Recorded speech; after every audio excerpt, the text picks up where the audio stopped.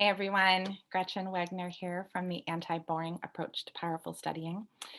And I want to let you into a question that I've been chewing on in this nugget of mine for many years now. But today is a Friday, and every Friday now I set aside an hour and a half for me to do some reading and some writing and thinking in the areas of equity and liberation and anti-racism and decolonization. So today I was reading through an online workbook by Malika Diggs and Akila Richards called Developing the Disruptor's Ear. It's on Teachable, and I highly recommend you Google it. So I was reading this through and I came across a term that is speaking to me. And I want to share it with you and then share a question that the question that I'm chewing on. And I wonder if you have any thoughts related to my question. So the term, by the way, is the term school, but with an ish on the end of it, schoolishness. So what is schoolishness? Well, this is a quote by Malika and Akila. Schoolishness is something that it models. So it's, I think, an approach to schooling, but that it models an authoritarian approach to adult-child interactions. Right. So there's an authoritarianism rather than a partnership in schoolishness. Like when we're being schoolish, we're expecting that somebody's going to be the schooler, like the teacher, and there's somebody who's going to be the receiver of all of the knowledge. And that receiver has to force themselves into the structure of schooling. So that's one part of schoolishness. But as well, they say, respectability ideas that are rooted in an adult's innate superiority. Or I would say the idea that adults are innately superior, because really, are adults innately superior to kids? I can think of so many ways that kids are superior to adults. So, anyway, this isn't truth, right? But there's this idea that then kids, because of adult superiority, should always learn to be respectable, show respect, and learn to be respectable. And this authoritarianism and respectability, in other words, schoolishness, is damaging to a healthy liberation practice. A healthy liberation practice. I love that phrase, first of all, because what is academic coaching?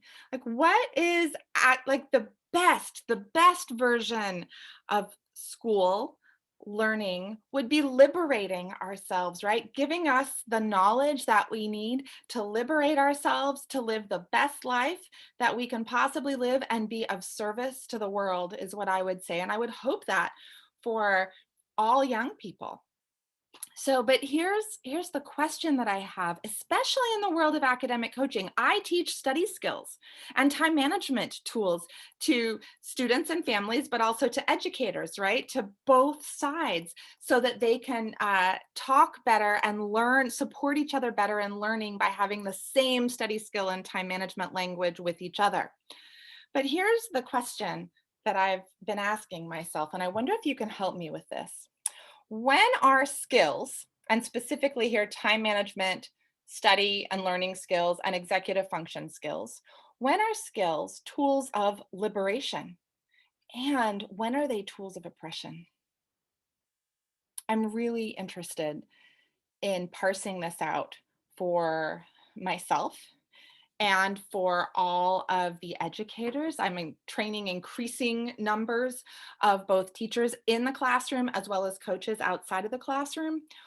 When are we as grown-ups using skill building as a tool of oppression versus a tool of liberation? Kids feel it inside. And how can we pay more and more attention?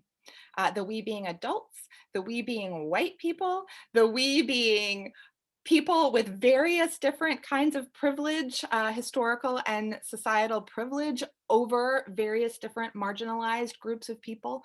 How can we pay more attention? Because sometimes there's a fine line. The same skill could be taught in a way where it's actually a tool of oppression, or it can be shared in a way where it is a tool of liberation. And that is what I'm exploring in my Anti-Boring Educators Club, but also in my course that teaches teachers how to teach all these skills, the art of inspiring students to study strategically. So um, I would love to hear if any of you have answers or even musings about this question. Please email me at gretchen@gretchenwegner.com or post below. And I don't always see the comments on YouTube though. Or just dive in and take my free course at my website, gretchenwegner.com. That's all about the study cycle. And then help me answer this question. When is the study cycle a tool of oppression? And when is it a tool of liberation?